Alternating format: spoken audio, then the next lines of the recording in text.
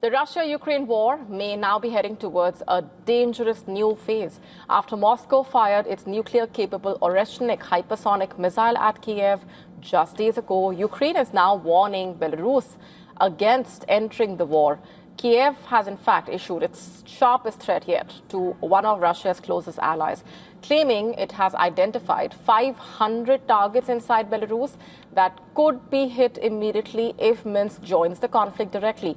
As drone strikes, missile attacks, and cross-border threats intensify, fears are growing that the war could expand far beyond Ukraine's current front lines, according to Kyiv. And Russia has launched major strikes on the northern Ukrainian city of Chernihiv, located close to both the Belarusian and the Russian borders.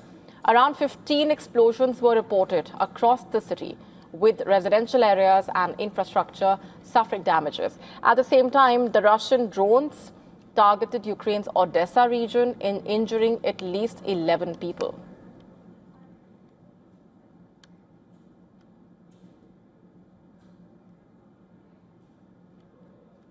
While the Russian strikes in Zaporizhia wounded 15 people over the last 24 hours, local authorities also reported 6 more injuries in the Dnipropetrovsk region. The strikes came soon after Moscow warned of a new wave of systematic attacks on Kyiv. Russia warned that it could target Ukraine's decision-making centers, command posts, and drone production facilities in the capital, and called on the foreigners and diplomats to leave Kyiv.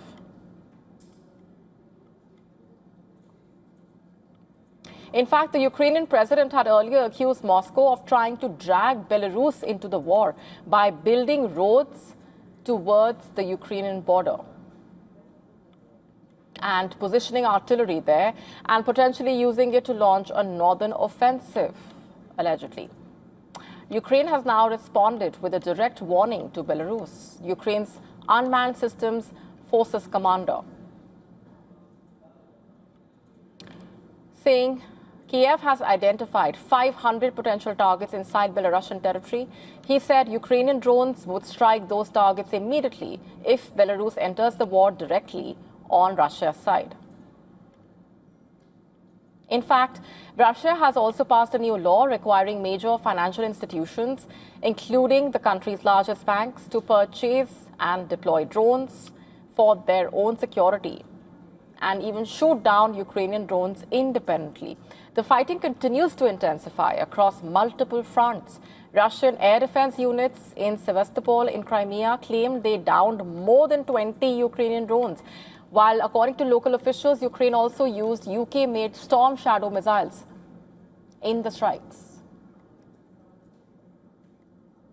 In fact, several buildings were damaged in these strikes, including a regional central bank office and an 8-story apartment block. Sevastopol governor said a missile hit the building of the central bank's southern department, setting its roof on fire and damaging nearby buildings in the southern Russian city of Taganrog.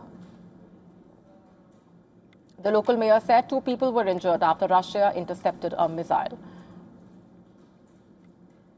In fact, Ukrainian strikes also once again hit the Tuapse municipality, where drone debris caused a fire at a seat terminal. In fact, Ukraine also released visuals of its troops allegedly shelling Russian dugouts with a self-propelled howitzer. Russia said it intercepted 3 Storm Shadow cruise missiles, 5 guided aerial bombs, 285 drones overnight. Moscow also claimed fresh gains on the battlefield. Russia's defense ministry said its forces captured settlements in the Kharkiv and Zaporizhia region. The war is now also raising new concerns within NATO. Latvia has started strengthening anti-drone defenses along its borders with Russia and Belarus after several Ukrainian drones allegedly strayed into Baltic airspace in recent weeks. The incidents have increased regional tensions at a time when questions are being raised about the future of American commitment to NATO's collective security, with Ukraine openly threatening strikes within Belarus. Russia continuing to expand its missile and drone warfare. The war appears to be moving towards a far more dangerous and unpredictable stage.